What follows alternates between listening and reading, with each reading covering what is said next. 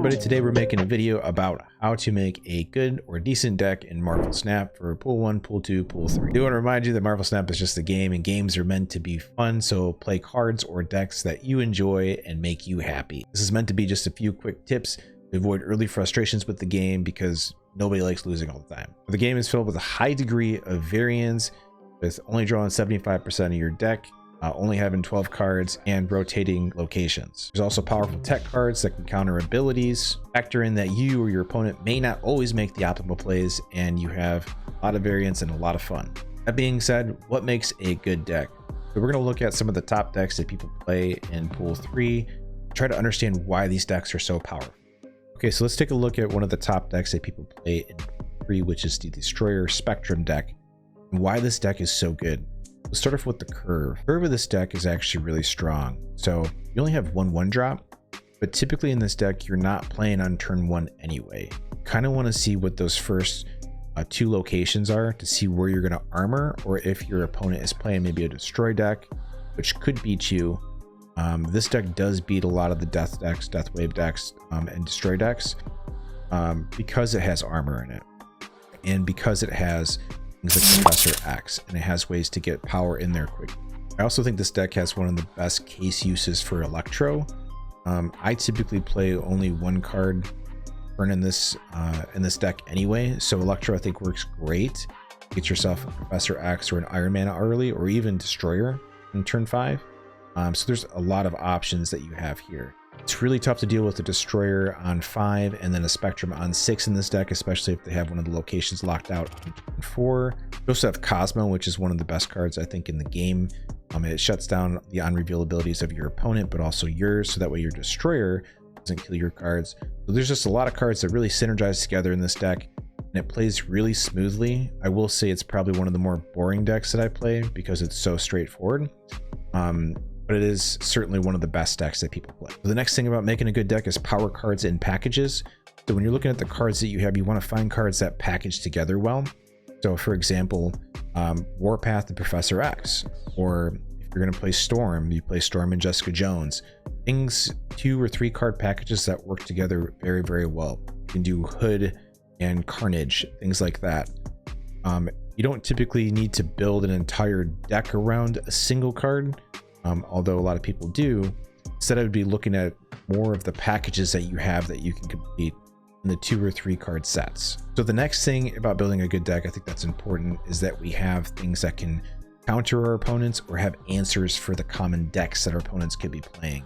So I think Spectrum is really powerful in this deck because if you do get locked out of a location and they end up beating you there, you can play Spectrum and push some power in there later on. And most of these cards, I think actually all of them, with the exception of Spectrum and Destroyer, are ongoing. Next, let's look at another powerful deck, the Death Move deck.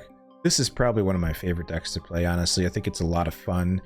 You can catch your opponent off guard, and it's a great way to get cubes by using cards like Arrow and Magneto on turn 6. So this deck, I think, has great power packages. You got Bucky Barnes, Carnage, Mysterio, you got Killmonger, you got Wave to get the death in. Shang-Chi I put in here as an answer for the hot locations that were happening at the time. You can certainly take Shang-Chi out and rotate something else in, like a Venom. But as you can see, this deck has a nice curve to it, so you get lots of stuff on in the early game, and then your turn 5 is usually going to be a Wave. Turn 6, you're going to want to do something like Arrow and Death, where you can do Death and Magneto. It's a great surprise for your opponent. A lot of times they don't see it coming, and it's a great way to get some cubes. Okay, now let's look at some deck combos that are probably not going to work together or are not great choices, in my opinion. So obviously this is probably a deck that you wouldn't play, but actually you might be surprised at some of the things I have seen. But I want to go through some examples here of things that just don't synergize well together, that you probably don't want to put together. Even though they're good cards, you want to make sure that they work in packages with each other that work with the rest of your deck. So for example, this has Enchantress in it. Enchantress removes all the abilities from all ongoing cards in your deck, which is a great card. It's a very powerful card. But you have things like Blue Marvel and Patriot, so this limits you. Even though it counters your opponent, it limits you on what you can do. So I can understand wanting to play this card when you get beat by one of these decks with all the ongoing abilities, but it doesn't work well with your deck. You also have cards like Debris and Ultron with Angela, which don't work well together because Angela doesn't receive the buffs from those cards. And on the low end, you don't have a whole lot of cards that you can play into Angela. A lot of your stuff's happening on 3 and 4. You also have a lot of 5 drops. So once again, the curve here is just kind of way off. Also, Leader, I think, is a card that's a lot of fun. I don't think it's a super great card. The reason why I say that is because I have been destroyed by Destroyer multiple times playing Leader. Once that's happened to you a few times, I think you'll probably get away from the whole Leader thing. Just an example of a deck that doesn't flow well together. The curve isn't there, and it doesn't look like a winning deck. But I did want to give this example because even though people may not build this exact deck, I do see some of these cards played together, and I'm just like, why? Another example is when I see people playing things like Sunspot, but they also have Killmonger in their deck, which these are 2 very, very powerful cards, some of the most powerful cards in the game. But you'll be making a decision on whether it's worth it to kill your Sunspot versus killing your opponent's 1-drop cards, which is not a position you want to put yourself in. It's typically going to put you in a losing situation. You have to do things like this. And you're also just wasting energy that you could be spending on something that's going to give you power in the board by building a better deck. You may also play a card in here like Storm without a card on turn 4 that's going to help you win that location, or ways to get power into that location.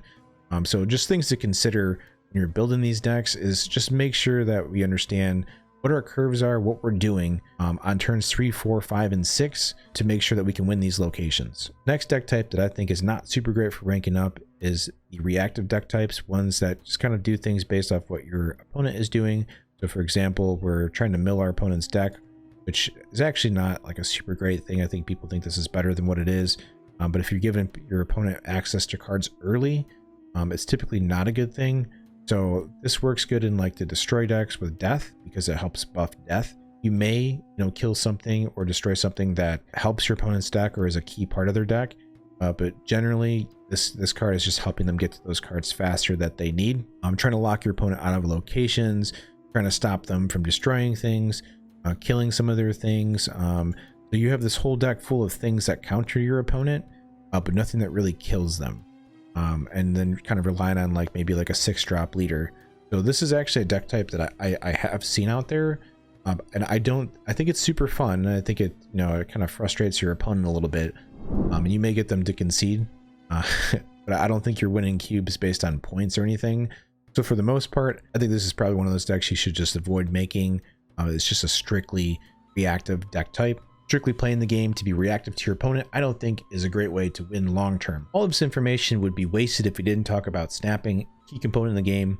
Snapping improperly is how I see most of my opponents not get the full potential of their decks or not see their combos go off.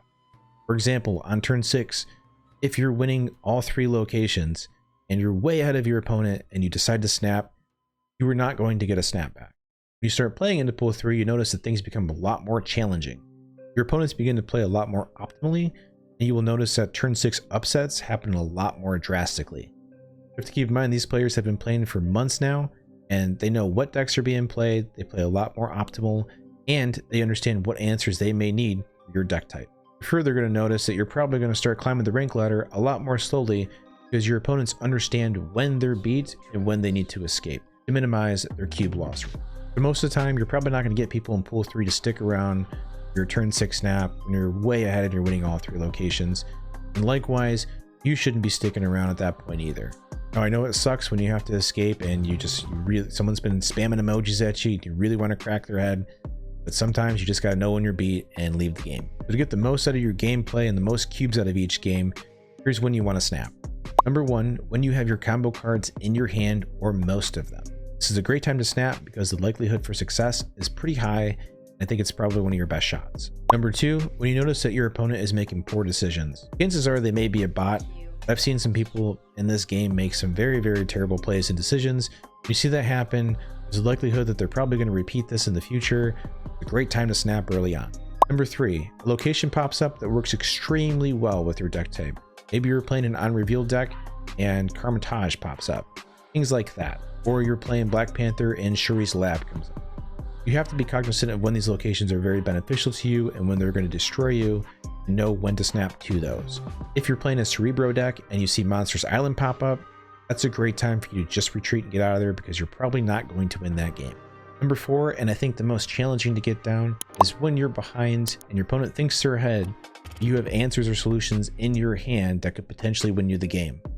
Now, sometimes you may end up in situations where your opponent has something that just beats you, and you may think that you may be able to win the game. They surprise you. That's just the name of the game. Let's say, for example, you're playing a Cerebro 2 deck, which is going to buff all your 2 power cards, and you have the board full of 2 power cards. Your opponent snaps you because they think they won the game. That's a great time to snap back. If you have Cerebro and Mystique in your hand for a turn 6 play, it's just going to pour a bunch of power on the board that they weren't expecting. It's always a risk, no matter how you slice it. I've put tons of countless hours into this game, and people still surprise me every day with their decks and their decisions. I think if we have a good balance of understanding the deck types that are out there, good packages that work together, and when we should make decisions like snapping or leaving, we can have a lot of fun in this game and rank up really quickly. All right, so that's all I have for you today. Hope you enjoyed the video and the content, and I'll see you on the next one.